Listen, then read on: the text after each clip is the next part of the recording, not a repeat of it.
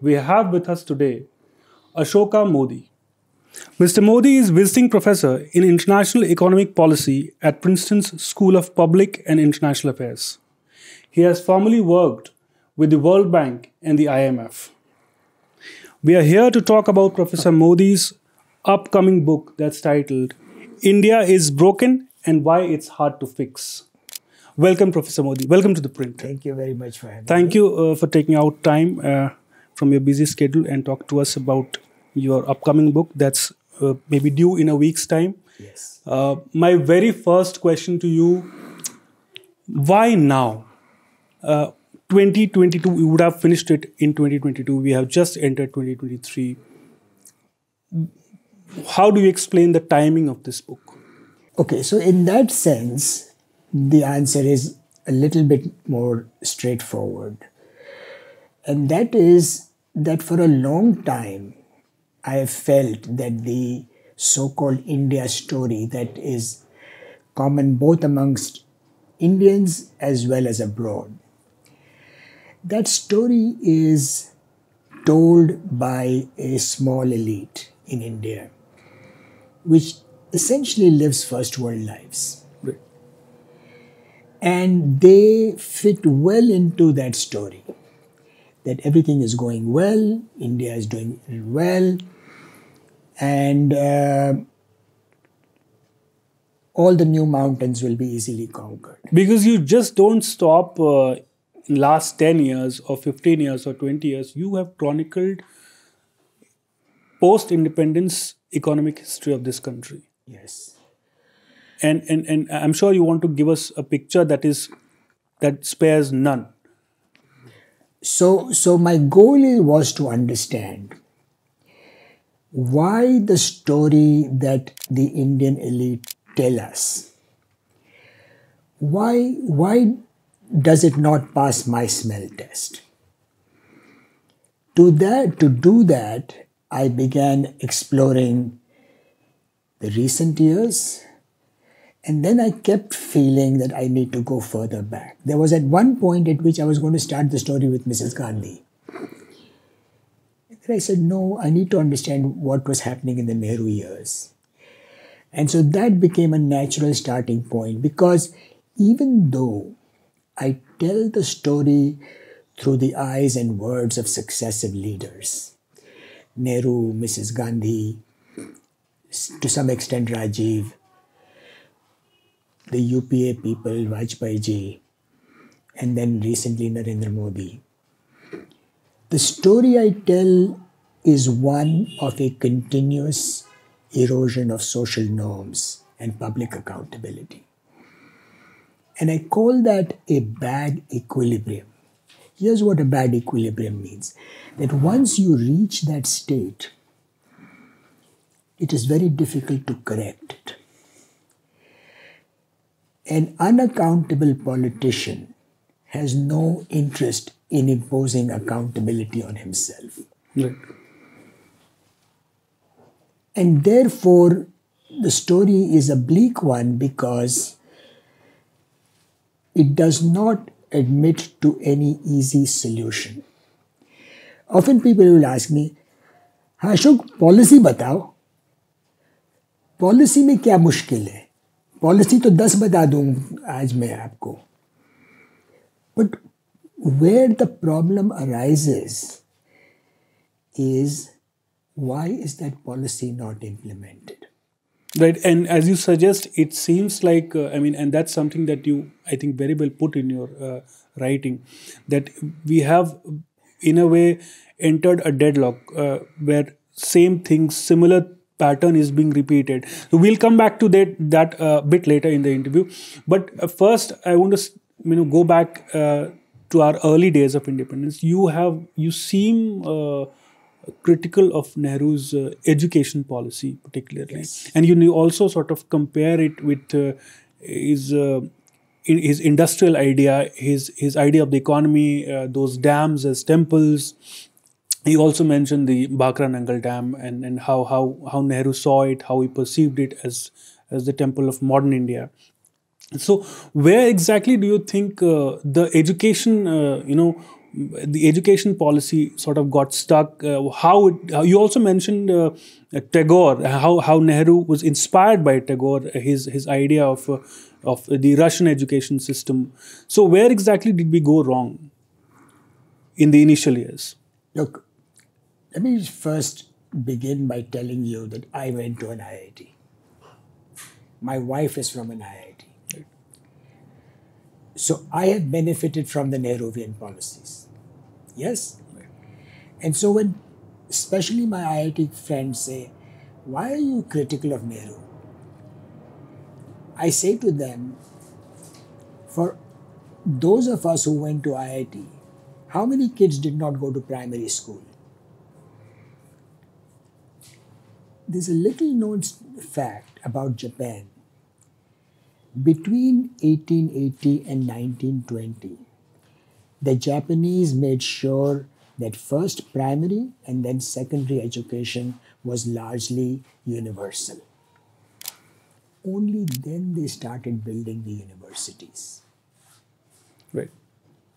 In 1920, I forget the exact number, Japan had maybe 1 or 2 or 3 universities. But they had universal education for boys and girls in 1920. United States. The first thing that the founding fathers did was to ensure universal education. Right. Russia. Russia has done so many abhorrent things to its people. But Tagore in Stalin's Russia, talking about all the horrors that Stalin was committing, yet says in a press conference, I admire your school system.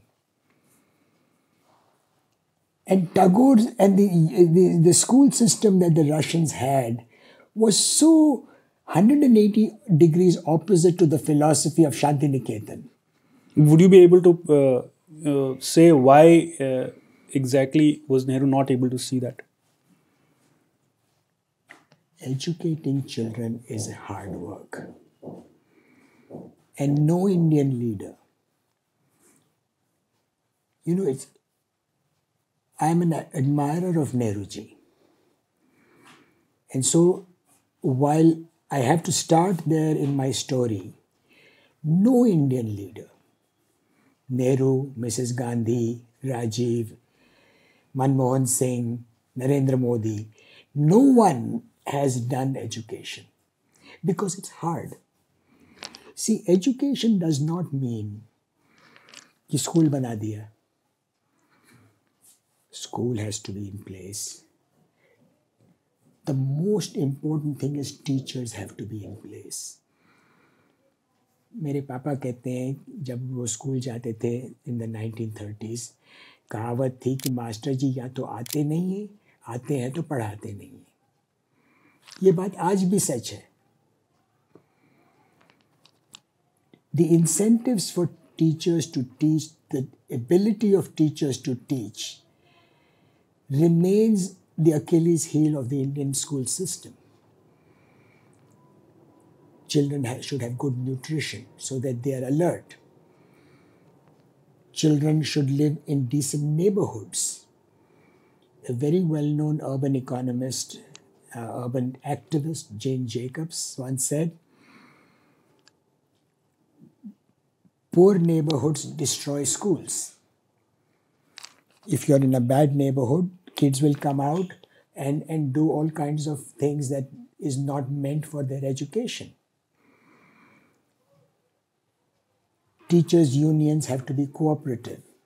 Parents have to be knowledgeable. So you think even in 2022, like about a year ago or so, India had its new education policy in place, which came under the Narendra Modi government. Do you not see things moving in a different direction than it was 75 years ago? अब मैं आपको बताता हूँ. What are the latest statistics? अभी जो the latest that has come out.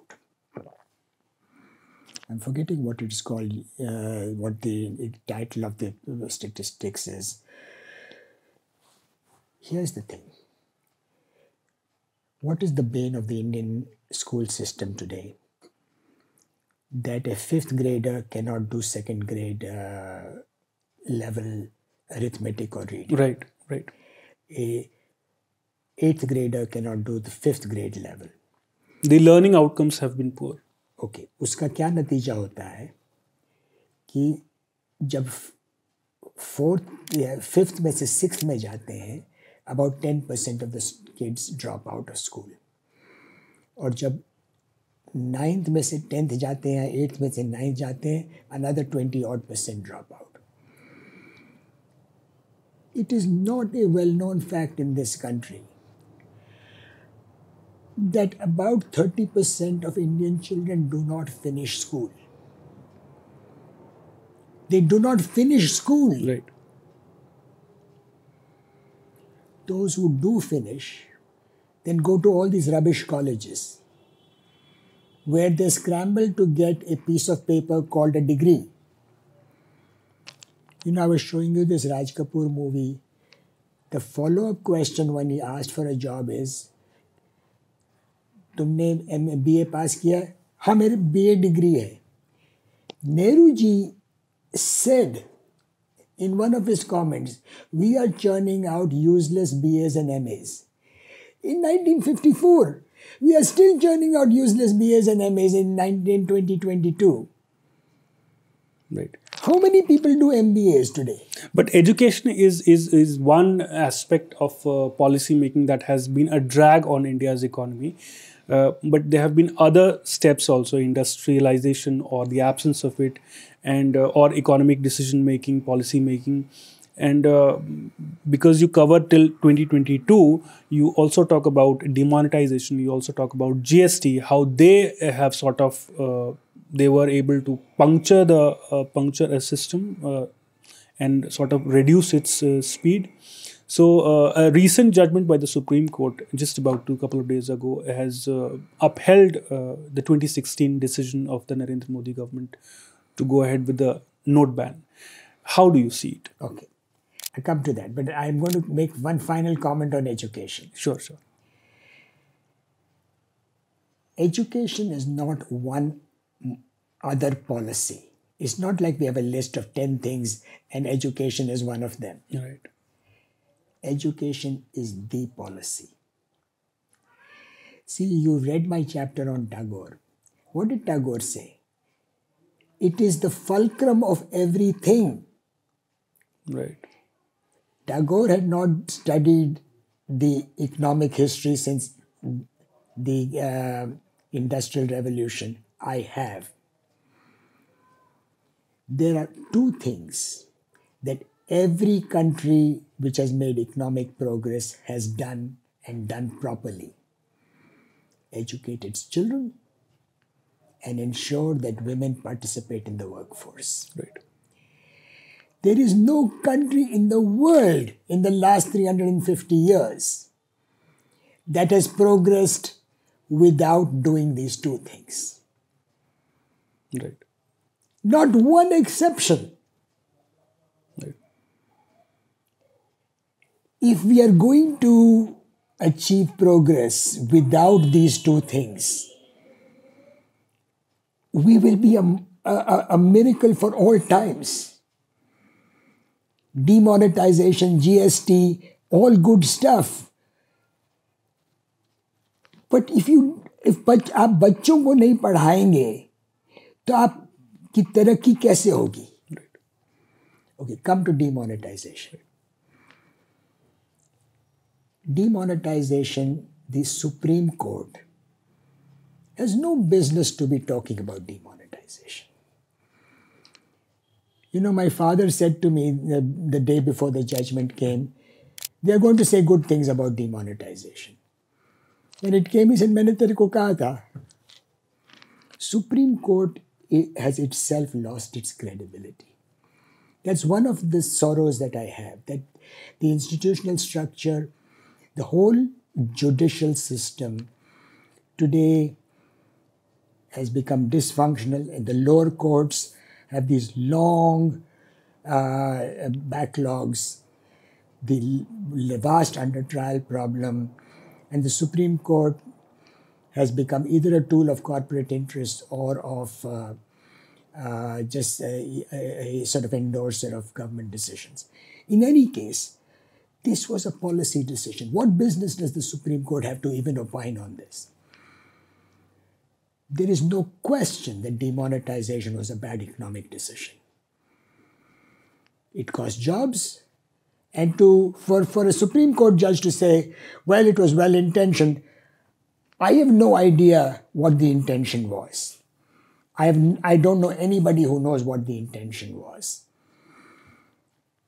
But the hardship was obvious. To say that there was no hardship, there are none so blind as those who shall not see.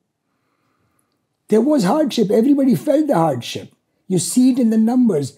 In the employment levels have stagnated in the informal sector or fallen.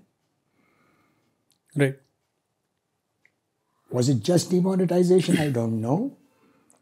Demonetization, then the somewhat haphazard way in which the GST came. We know that between 2011 and 2018, the Indian economy had no net addition of jobs. Right. Did demonetization contribute to that? Of course it did. To say it did not is just trying to look away from the reality. But Professor, that's Modi and his policy making in last 8-9 years or so. But as your book sort of chronicles each leader, each prominent leader in this country, each era, last 75 years, and employment and job creation is one theme that sort of binds your narrative. Yes. Across chapters, entire book. There are points where you say that this happened and then jobs did not. This happened and jobs did not. Correct. In your analysis, were you able to find one government leader, one dispensation which you thought came close to cracking that jobs code for India, for this country, for this population that's ever growing? The short answer is no. The short answer is no. No one seems to have paid attention to jobs. Oddly enough, Nehruji is the only person who talked about jobs. In 1954 or so, he said in 10 years we need to have everyone employed. And when he went for the heavy industrialization strategy, he was conscious that he was departing from his goal. There was some misguided view that the heavy industrialization strategy will create so much prosperity. It was the original trickle-down theory. Right. After that, I have not known any leader except to talk about it in a completely rhetorical way. The problem lies at the core of India's economic problems, which is that India is an essentially uncompetitive economy. But can we put all of the blame only on the politicians of this country? Where does the think tank, the thinking brains of India come into picture when we talk about this last 75 years? You're making a very good point. That's why I began by saying to you that the Indian elite does not talk about it. अब ये band बज रहा है $5 trillion economy. Right. अब 5 trillion से मेरा क्या मतलब? मेरे को नौकरी चाहिए, मेरे को बच्चों को पढ़ाना है. वो 5 trillion, how does that translate into नौकरी एंड शिक्षा एंड स्वास्थ्य? Right. You do mention that how we measure our economy is mostly in terms of GDP. That's the standard measure. Do we even look beyond it? And we have to look at the lived reality of people. Right. And the lived reality is jobs. And it includes education, health, the quality of the city, the air, the water, the judicial system I have to deal with. That's the lived reality. And where my economist friends go wrong is that they look at these abstract numbers. कि 7% growth होगा. I have nothing to do with 7% growth. I know that the Indian economy employs fewer people today than it did in 2019. और उस बीच में maybe another 20 million people have come on the workforce. Between 2019 and 2022, there's probably an addition of 40 million people or thereabouts who have looked for and not found jobs. Right. You know, Professor, you also mentioned that you sort of end your conclusion with certain openness and a bit of disappointment that successive governments have not been able to deliver on the economy front, on the socio-economic front. But as we spoke at the beginning of this interview, that world is recognizing India's economic might, India's rising economic power. How do you see it, despite all the rights and wrongs and trials and errors that we have done over the past 7-8 decades? Do you see things opening up for India at home, or do you still think we are still part of that same rut, same cycle, repeating our mistakes? And if yes, how do we correct that? How do we course correct that? look, you're asking two different questions, if I understand you right. It's correct that the rara feeling is not just part of the Indian elite. The foreign elite is also joins this story. The Economist had a lead story recently, India's moment, and the FT has written things about it. The New York Times has written. Yeah, so there is a global opinion. My reading of that phenomenon is that there is some kind of a misguided view in the West that India is eventually a geopolitical counterweight to China, and that therefore playing up the India story such as it is has some value of a strategic interest to the West. I don't think any of them comes and looks. I was showing you this picture of the river Asi that runs through Banaras. Right. Or the Ghazipur landfill, or the Balsawa landfill, or the Deonar landfill. Right. I don't think that they know about these things. Or if they do, they say, well, yeah, that will eventually get taken care of. I don't see these as just sores that we need to get rid of. I see them as symptomatic of a basic erosion of social norms and public accountability. Right. And therefore, the bleakness of my book comes from a persuasion that at a ground level, we are not willing to confront our true problems. Why is it that the same problems persist year after year, even though we know what the answers to them are? Right. Well, Professor, you conclude with that thought, but there's one more question, one last question I would want to know that interests me.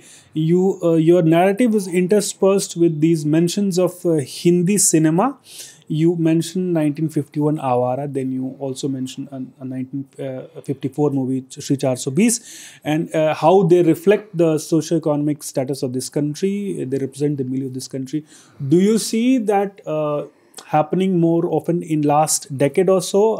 Is India making films that represents its socio-economic order, or how things are in this country, how people are feeling this country? So Or do you see some sort of a detachment that's happening on screen with the reality? Very interesting question.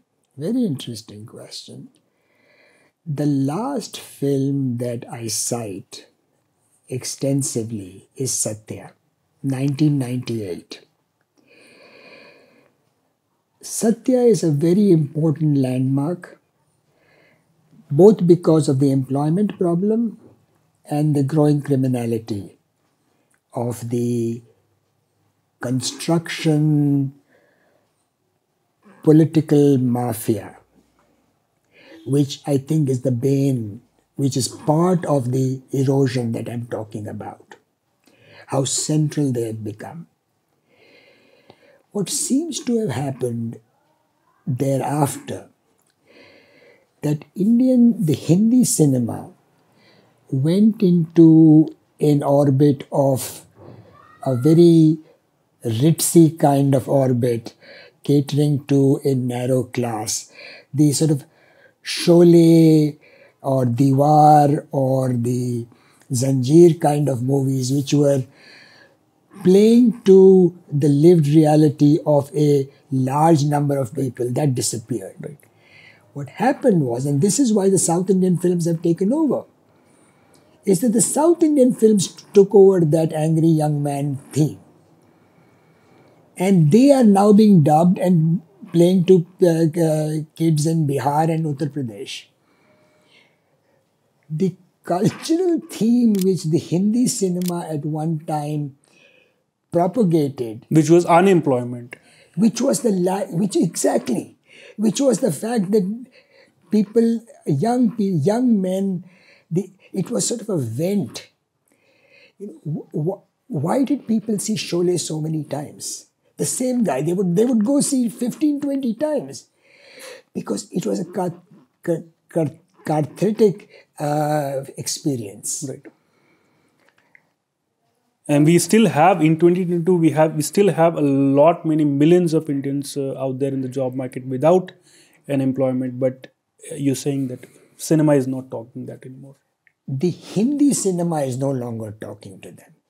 The South Indian cinema, especially coming from Tamil Nadu, but more so from Hyderabad, Telangana side, that is talking more to them. This vigilante who is on the borderline of law, but who is espousing a cause that is somehow allows them to escape into the anger that they feel. That cause has now been taken up by the South Indian films. Well, Professor, for the paucity of time, I will have to stop here. Thank you very much. Thank you. It was a pleasure talking to you. Thank you for talking to The Print. Thank you.